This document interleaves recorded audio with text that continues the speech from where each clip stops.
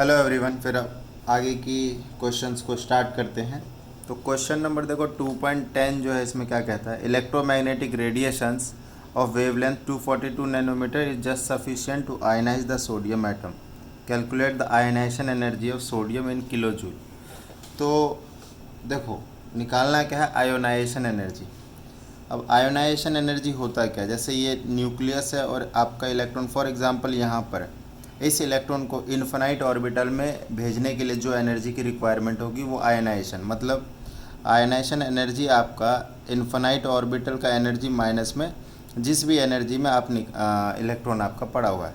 कहने का मतलब है ये तो बेटा जीरो होता है, माइनस ई एन करोगे, ionisation energy equals to minus, और ई एन का क्या फार्मूला होता है, ये होता है minus R H Z square upon में एन स्क्वायर।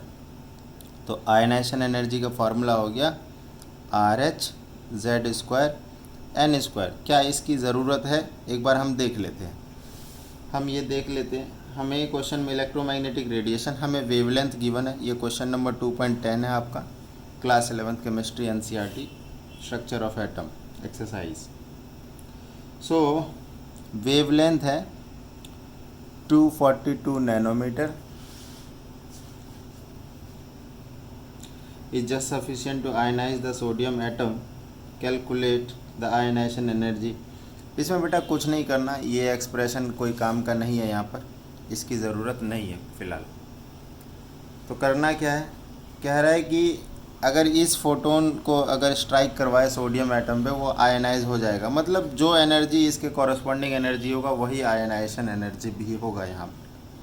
तो ionisation energy is equal to normal जो एनर्जी हम निकालते हैं एच सी बाई लेमडा, वही इसका आंसर होने वाला है।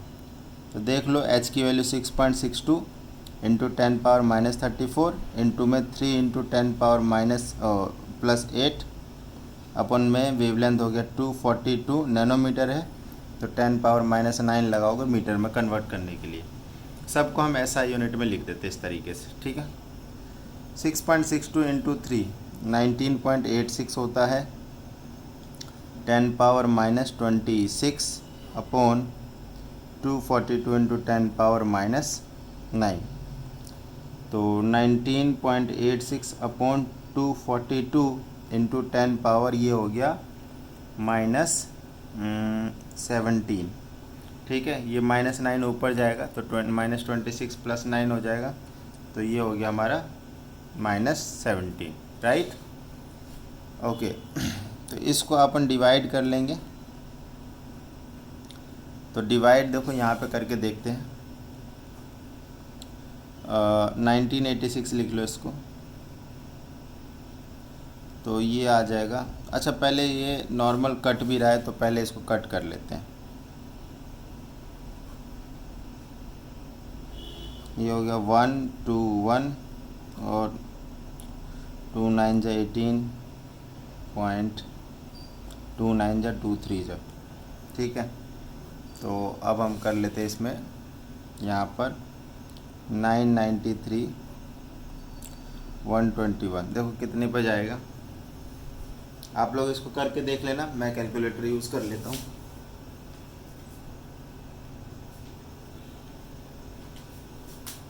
ओके, 9.93 डिवाइडेड बाय 121,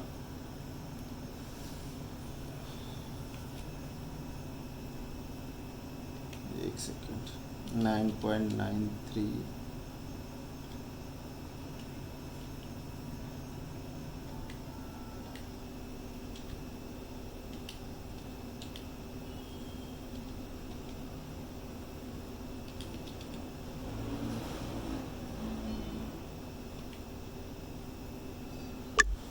तो देखो आंसर आया 0.082।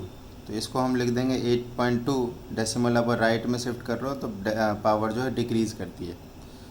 तो पावर डिक्रीज़ करने का मतलब -17 से ये हो जाएगा आपका -19, ठीक है। तो ये आपकी आयनाइजेशन एनर्जी आ गई, आयनाइजेशन एनर्जी आई है जूल में, ठीक है। बहुत सिंपल क्वेश्चन था, इसमें आपको जो वेवलेंथ दिया है उसी के कॉरस्पॉन्डिंग निकाल लेंगे। आयनाइजेशन एनर्जी किसकी आई है, तो उन्होंने जिसकी पूछी थी सोडियम एटम की आयनाइजेशन एनर्जी निकल के आई है। ठीक है, चलिए नेक्स्ट क्वेश्चन की तरफ चलते हैं। Question number 2.11। इसमें देखो एक इलेक्ट्रो 25 वॉट बल्ब है। तो ये एक तरह से ये क्या है आपका पावर दिया हुआ है 25 वॉट, और वॉट की जो एसआई यूनिट होती है वो क्या वॉट तो मतलब एसआई यूनिट है, इसको कन्वर्ट करोगे तो जूल पर सेकंड आ जाएगा ये। और इसमें दिया हुआ है emits a monochromatic yellow light of wavelength, एक लाइट एमिट कर रहा है जिसकी वेवलेंथ है 0.57 माइक्रोमीटर। अब माइक्रो के लिए 10⁻⁻⁶ आता है, 10⁻⁻⁶। Calculate the rate of emission, तो रेट ऑफ एमिशन निकालना बस बेसिकली कितने क्वांटा या फिर कितने फोटोन एमिट हो रहे पर सेकंड वो हमें फाइंड करना है। तो इजी है, कोई ज़्यादा नहीं है। आप एक काम करो, देखो आपको टोटल एनर्जी दे रखी है in the terms of power, और आप यहाँ से एक क्वांटा की एनर्जी निकाल लो और डिवाइड कर देना, लास्ट में आंसर आ जाएगा, राइट। तो जैसे कि हम यहाँ पे ई निकाल लेते तो HC/λ, तो 6.62 इंटू 10 पावर -34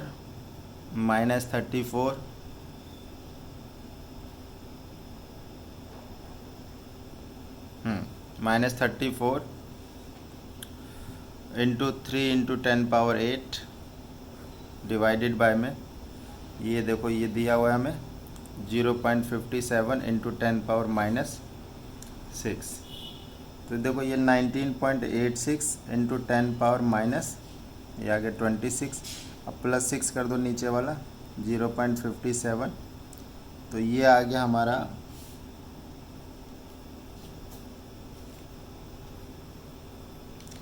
डिवाइड कर लेते हैं 19.86 divided by 0.57, okay this is 30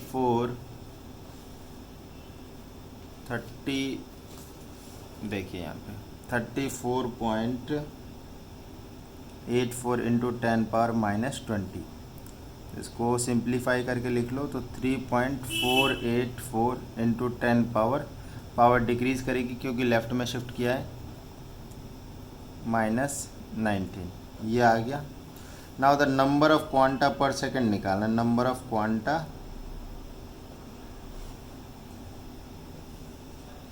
पर सेकंड, तो ये 25 जूल पर सेकंड ऊपर और नीचे में 3.484 इंटू 10 पावर -19 जूल। डिवाइड कर देंगे दोनों को, देखो 10 पावर 19 तो आ जाएगा, इसको डिवाइड करेंगे तो कितना आएगा देखते हैं। 25 डिवाइडेड बाय में 3.484, सो ये आपका आ गया 7.17, ठीक है, क्वांटा पर सेकंड, एक तरह से फ्रीक्वेंसी कह सकते, ठीक। तो ये क्वेश्चन भी आपका हो गया, ठीक है, होपफुली आपको समझ में आ रहा होगा।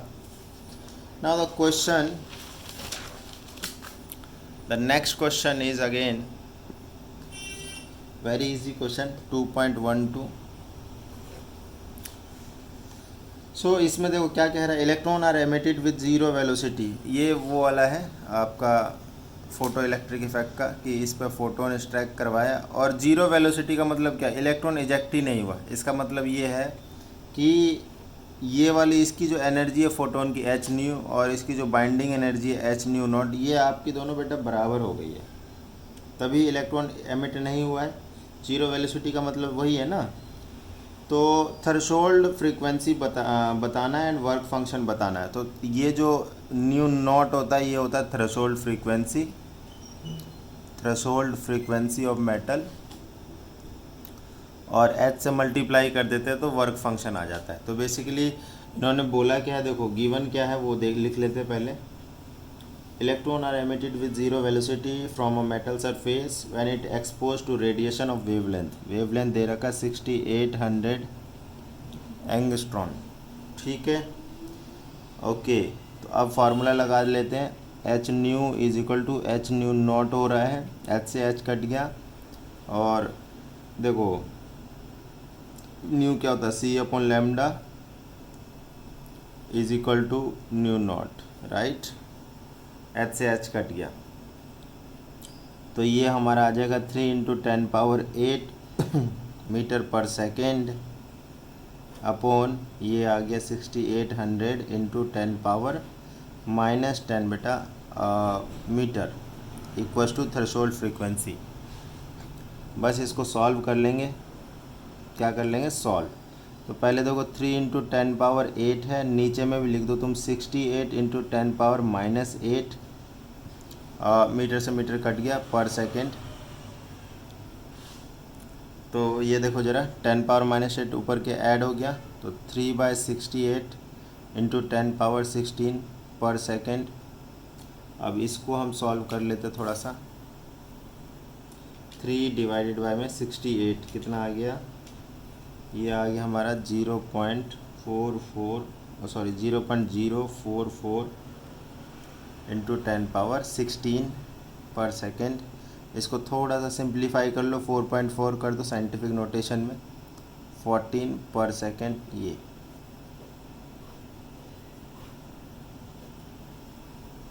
ठीक है, तो ये आ गया हमारा। अब वर्क फंक्शन निकाल लेते हैं। Work function equals to H nu naught. तो बस सिंपली जो न्यू नॉट है उसको मल्टीप्लाई कर देंगे। इसके लिए मैं ये वाली वैल्यू उठा लेता हूँ, है ना। ये वाली वैल्यू में थोड़ा मल्टीप्लाई करने में दिक्कत होगी, आप ले सकते हो ये सब।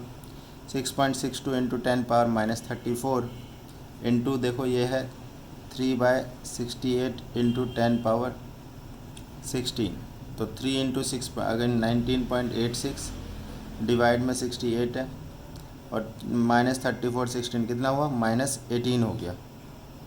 तो बस ये आपका जूल में आंसर आ गया। इसको पहले डिवाइड करके देख लो। 19.86 divided by 68, 0.292 into 10⁻−18 joule work function. ठीक है, ये आ गया हमारा आंसर क्वेश्चन नंबर 2.12 का। ठीक है, एक 13 भी कर लेते हैं लास्ट। 2.13 देख लेते हैं क्या कह रहा है। What is the wavelength of light emitted when the electron in a hydrogen atom undergoes, देखो ट्रांजिशन 4 से देखो ट्रांजिशन क्या हो रहा है, n की वैल्यू 4 से n की वैल्यू 2 पे एक इलेक्ट्रॉन जो है वो ट्रांजिशन कर रहा है। तो इसमें जो कह रहा है कि जो लाइट निकली है उसकी वेवलेंथ बता, उसकी वेवलेंथ। तो एक्चुअली में यहाँ पे देखो जो डेल्टा ई हो जाएगा वो क्या हो जाएगा, देखो ई फाइनल माइनस ई इनिशियल करते हैं हम लोग, और फाइनल लेवल आपका 2 लेवल है इनिशियल ये, तो E2 माइनस E4, या तो देखो आप लोग को डायरेक्ट फार्मूला याद हो तो उससे कर लेंगे। जैसे ये होता है ना, E equals to RH 1/n initial का स्क्वायर माइनस में 1/n फाइनल का स्क्वायर। ये कहाँ से आया, ये मैं थोड़ा सा यहाँ पे एक्सप्लेन कर देता हूँ। ये देखो आपका होता है ये E final minus E initial, तो जो एनर्जी का एक्सप्रेशन होता है minus R H Z square upon N square. तो ये हो गया हमारा देखो -RH Z square upon N square minus minus plus RH Z square upon N. ये यहाँ पे फाइनल कर दो, यहाँ पे इनिशियल कर दो, है ना। उसके बाद RH कॉमन ले लो, जेड स्क्वायर भी कॉमन ले लो, तो ये देखो 1/n initial square minus 1/n final square. यहाँ पे ये माइनस में तो इसको इस साइड में लिखा, तो ये एक्सप्रेशन आ गया हमारा। और पहले एनर्जी निकाल लेते, फिर इस ई को हम hc बाय लैम्डा लिख के कंपेयर कर देंगे तो वैल्यू आ जाएगी हमारे पास। ठीक है, तो अब ज़रा स्टार्ट करते हैं। अब वैसे कौन सा है, हाइड्रोजन एटम दे रखा है, और हाइड्रोजन एटम है तो z की वैल्यू 1 रहेगी, तो ये z स्क्वायर की वैल्यू जो है ख़त्म हो जाएगी, तो RH 1/n initial square minus में 1/n फाइनल स्क्वायर। पहले वैल्यू पुट करके सॉल्व कर देते हैं इसको, देखिए ज़रा। तो इनिशियल क्या है 4, तो 4 का स्क्वायर माइनस फाइनल क्या है 2, तो 2 का स्क्वायर, तो वैल्यू हो जाएगी RH 1/16 माइनस 1/4। ठीक है, इसको सॉल्व कर लेंगे हम। तो ये आ जाएगा बेटा RH 16 और 4 का एलसीएम 16, तो यहाँ पर आ जाएगा 4 माइनस क्या था ये 1/16 माइनस 1/4, तो यहाँ पर आएगा 1 अब माइनस 4, तो RH देखने दो,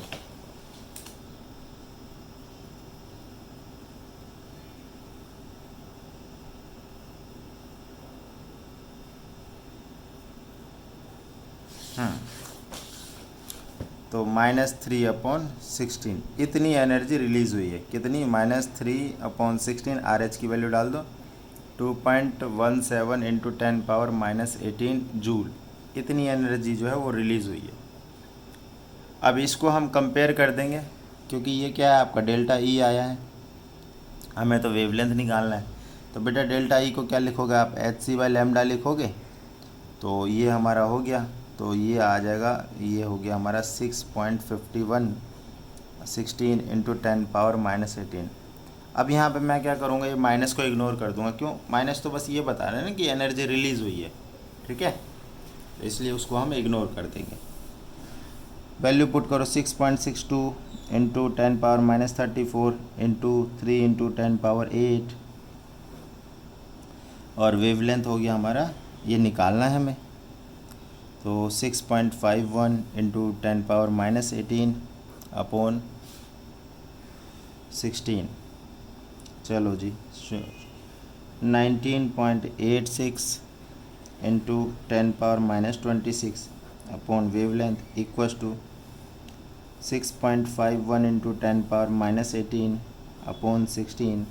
क्रॉस मल्टीप्लाई वगैरह कर लेते हैं, तो देखो सिंपली वेवलेंथ हमारा आ जाएगा 16 × 19.86 × 10⁻⁻26 डिवाइडेड बाय में 6.51 × 10⁻⁻18।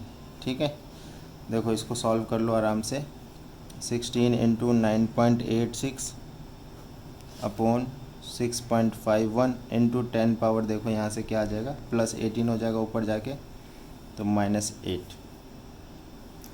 इसको जब हम सॉल्व करेंगे पूरे को, ज़रा मैं कैलकुलेटर यूज़ कर लेता हूँ, वो इंटू 19.86 और इसको डिवाइड करना है हमें 6.51 से, ओके, डिवाइडेड बाय में 6.51, राइट। तो this is comes to be 48.81 × 10⁻⁻8, तो इसको हम लिख देंगे 4881 × 10⁻⁻10 मीटर में आया, और इसके लिए वैल्यू यूज़ कर लेंगे एंगस्ट्रॉम, 4881 एंगस्ट्रॉम। ये वेवलेंथ होगी हमारे जो लाइट जो ट्रांजिशन में एनर्जी जो रिलीज़ हुई है। ये देखो यहाँ पर जो मैंने बनाया था, ये ट्रांजिशन हो रही है n=4 से n=2, तो इसमें जो एनर्जी रिलीज़ हो रही है, तो एनर्जी जो रिलीज़ हो रही है उसका जो वेव है, वेव की वेवलेंथ हमें फाइंड करनी थी। तो आंसर आ गया हमारा यहाँ पर 4881 एंगस्ट्रॉम। ठीक है, इस वीडियो में इतना ही। Thank you so much.